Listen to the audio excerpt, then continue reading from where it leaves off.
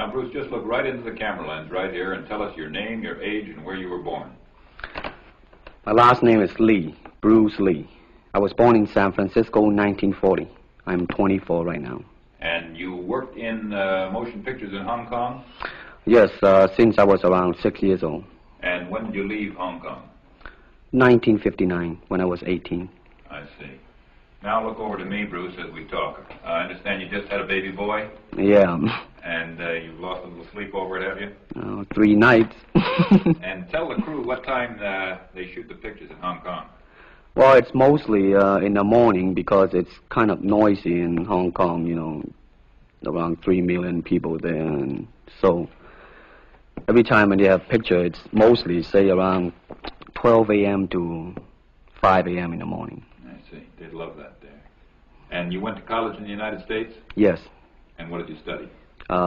Philosophy. I see.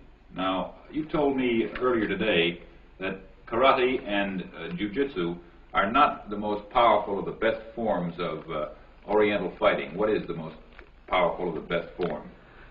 Well, it's bad to say the best, but in my opinion, I think Kung Fu is pretty good. Would you tell us a little bit about Kung Fu? Well, Kung Fu is originated in China. It is the ancestor of karate and jiu-jitsu. It's more of a complete system, and it's more fluid. By that I mean it's more flowing. There is continuity in movement instead of one movement, two movement, and then stop. Would you look right into the camera lens and explain the principle of the glass of water as it applies to Kung Fu? Well, Kung Fu, the best example would be a glass of water. Why? Because water is the softest substance in the world, but yet it can penetrate the hardest rock or anything, granite, you name it. Water also is insubstantial. By that I mean you cannot grasp hold of it. You cannot punch it and hurt it. So every Kung Fu man is trying to do that, to be soft like water and flexible and adapt itself to the opponent. I see. What's the difference between a Kung Fu punch and a karate punch? Well, a karate punch is like an iron bar, whang. A Kung Fu punch is like an iron chain with an iron ball attached to the end, and it go whang, and it hurt inside. Okay. Now we're going to cut, and in just a second we'll have you stand up and show us some Kung Fu and some movements in Kung Fu. Okay. Cut. Got it. Okay. Test X2, take 1. Speed. Now look directly into the camera, Bruce. Directly at it. And now give me a 3/4 this way. And hold it. And give me a profile that way, all the way. Good. Hold it. Now come back to a profile on the other side. And hold that. Give me a 3/4 on that side. And then give me right into the camera again. All right. Now the camera will pull back. And Bruce, first show me the movements in the classical Chinese theater. Classical Chinese Well, theater. you know what we talked about in the office. How they walk and how they start to move. Well, in Chinese opera, they have the warrior and then the scholar. The way the warrior walk will be something like this. Walking this way, straight, come out, bend, straight, and then walk out again. An ordinary scholar would be just like a female, a weakling, 90 pounds in child atlas. You'll be just walking, you know, like a girl, real, shoulder up and everything. So by the way they walk, you can immediately tell who they Right, what character they represent. Now, show us some Kung Fu movements. Well, it is hard to show it alone, but I will try to do my best. All right, maybe one of the fellows will walk in. You want to walk Yeah, in? it would be... Go ahead. Go ahead. Go ahead. Come on, lady. Okay. Yeah. Although accidents do happen, but, you know... There are various kind of strike. It depends on where you hit and what weapon you will be using. To the eyes, you would use fingers. Don't worry. To the eyes.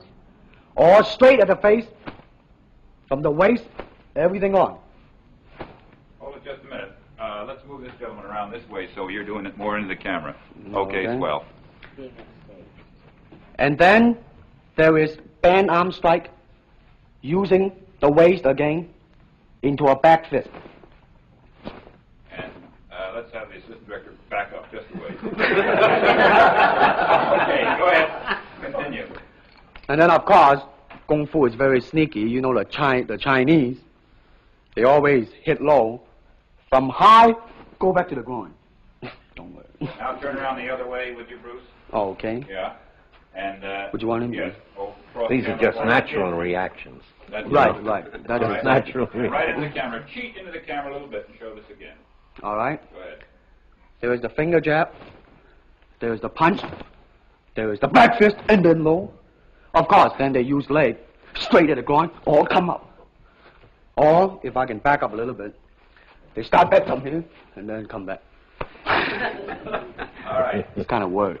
He has nothing to worry about. Now, No. once again, show us how a good Kung Fu man would very coolly handle it and walk away, rather than get involved in a series of actions. Cut it. Sound. Okay.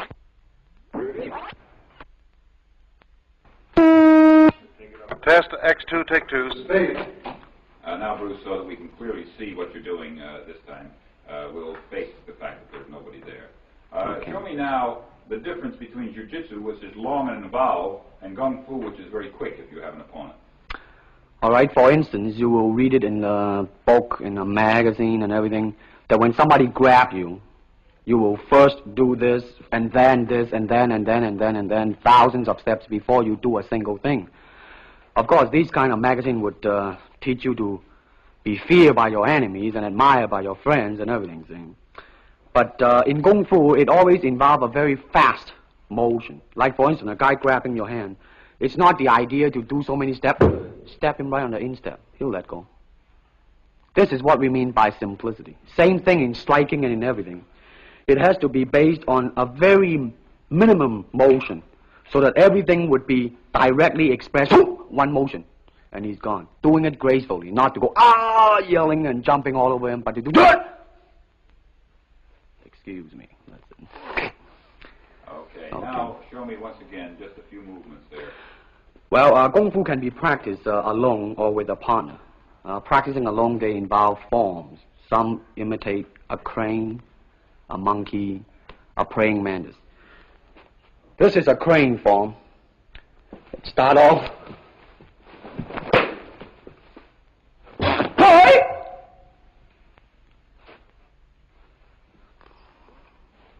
This is one of the movement involved. Show us one more movement, and then we'll be all through. Okay, I'm glad to hear that. They have the tiger that start like a tiger, using claw to claw the face, or the beak of the crane to the eyes move.